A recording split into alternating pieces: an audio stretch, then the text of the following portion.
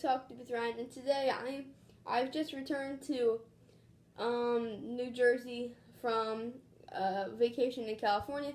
If you are not on Twitter, then you are not aware of what I've been doing. I've been in California for the past 12 days. All my match previews have been posted on my Twitter at Talk Doop. Make sure to make sure to follow me right there. There will be a link in the description for my Twitter.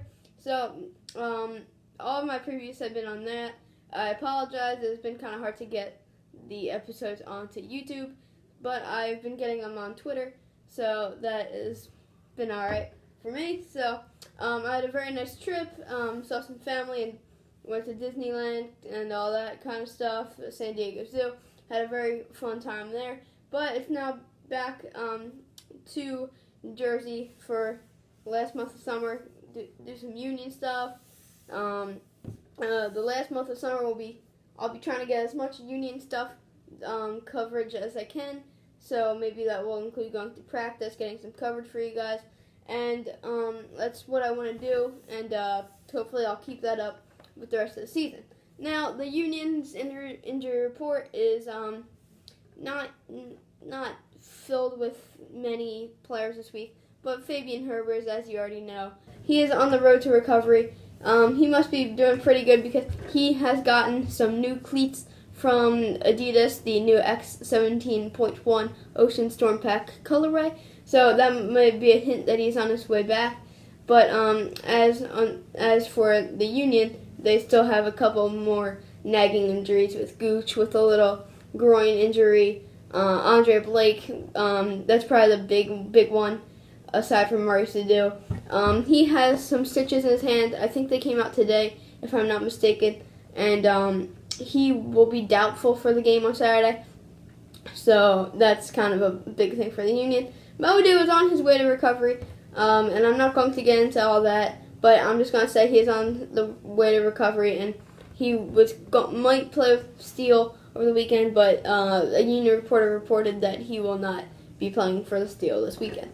But in Fafa, it says on the MLS injury report that he's questionable, but Jim said he was good to go, so I am going with the head coach on that one. So on FC Dallas, they do not have any injuries right now. There could be something with like a kind of scrub player that not necessarily going to make an impact on the game, but it does not seem that they have any big name players with injuries. FC Dallas do have some very key players that will be dangerous for the Philadelphia Union. Guys like Michael Barrios, who has not been scoring this year, more of a Chris Pontius kind of thing. He's been getting assists and putting in some dirty work for Dallas. Max Uriti was traded to FC Dallas last winter, not this winter, but the winter before. He has been playing great for Dallas. He has 11 goals in the season, I believe. And other guys like Mauro Diaz, the playmaker for them, he's been very good since returning from an Achilles tear that was suffered last season. And FC Dallas is a very good team. Roland Llama, I hope I'm saying that right. I don't know if it's llama, like the animal, or like llama. So I don't know what that guy's story is. He's been great for Dallas, and they also have key players in the back, like someone who I'm going to boo very much at the game tomorrow. His name is Kellyn Acosta, a guy who tore up Dre's hand.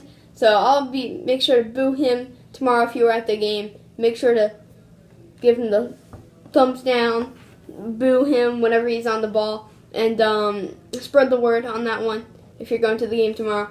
And last but not least, Matt Hedges and Walker Zimmerman have been very good for FC Dallas. Been getting U.S. men's national team call-ups, and them two are very good players.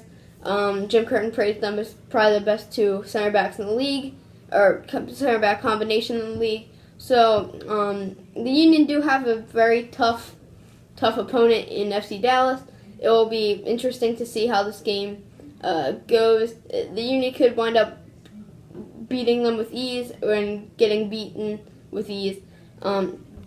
So one more thing I'd like to talk about before I end this episode. The Philadelphia Union have been expressing interest apparently in a number 10, which has been kind of a need for the Philadelphia Union.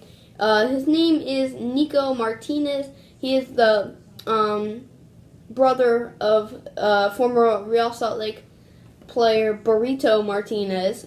Burrito was a very good player for Real Salt Lake. Had his contract terminated last summer, towards the end of the season, I believe. So, if a lot of guys have been saying if we sign him and he turns out to be like his brother, that will be a plus for the Philadelphia Union. So if this signing does happen, it looks like it will.